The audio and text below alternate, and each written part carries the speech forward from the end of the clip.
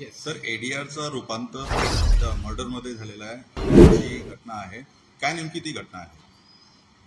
Badlapur police station ADR क्रमांक 53/2022 येथील जी मयत महिला होती निर्जा रुपेश आंबेडकर यांचा मृत्यू झाल्याने या अनुषंगानं हा एडीआर दाखल होता. सदरचा एडीआर हा 2022 साली दाखल होता आणि त्यामध्ये एडीआरचा तपास केल्यानंतर त्याच्यामध्ये कोणाचाही संशय आक्षेप नष्ट करणारे आणि वैद्यकीय अभिप्रायाच्या अनुषंगानं तो एडीआर समरी केलेला होता. परंतु काही दिवसापूर्वी आम्हाला या एडीआरच्या अनुषंगानं काही इतर माहिती मिळाली होती.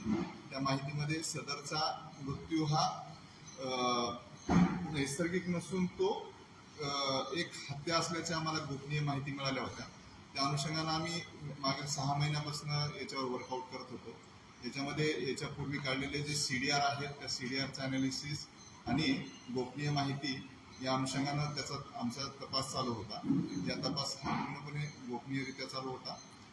यामध्ये 2 तारखेला 2 डिसेंबर 2025 रोजी एक यातील आरोपी जो आहे या आरोपीने एक 109 BNS प्रमाणे एक गुन्हा केलेला होता जो की हाफ मर्डरचा गुन्हा आहे.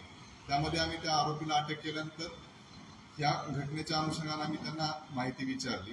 त्यांनी त्या घटनेची आम्हाला कबुली दिल्यानंतर आम्ही त्या पूर्ण आमच्याकडे जे असलेले पुरावे आणि या हा आरोपी सांगत असलेल्या गोष्टी यांचं पूर्ण मॅचअप केल्यानंतर आम्ही एका निर्णयाप्रत आलो होतो की याच्यामध्ये निश्चितच त्या महिलेचा हा नैसर्गिक मृत्यू नसून तो मर्डर असल्याची आमची खात्री झाल्याने आम्ही सदरचा गुन्हा दाखल केलेला आहे.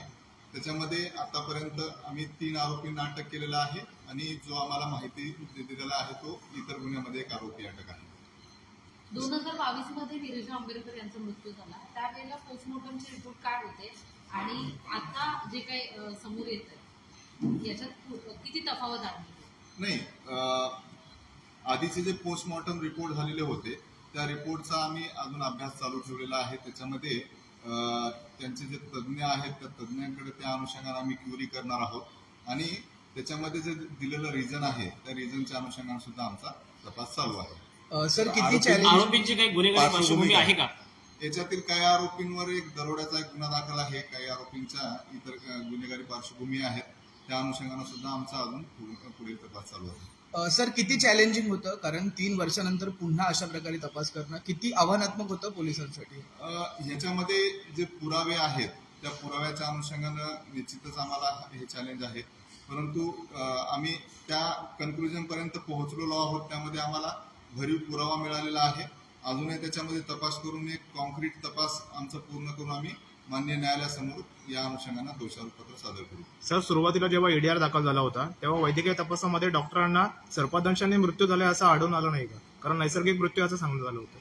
हो, त्या अनुषंगानं सुद्धा आमचा तपास चालू आहे. डॉक्टरांचा सुद्धा आम्ही त्याच्यामध्ये त्यांना इन्क्वायरीला बोलवणार आहोत आणि त्यांच्याकडनं या अनुषंगानं माहिती घेणार आहोत.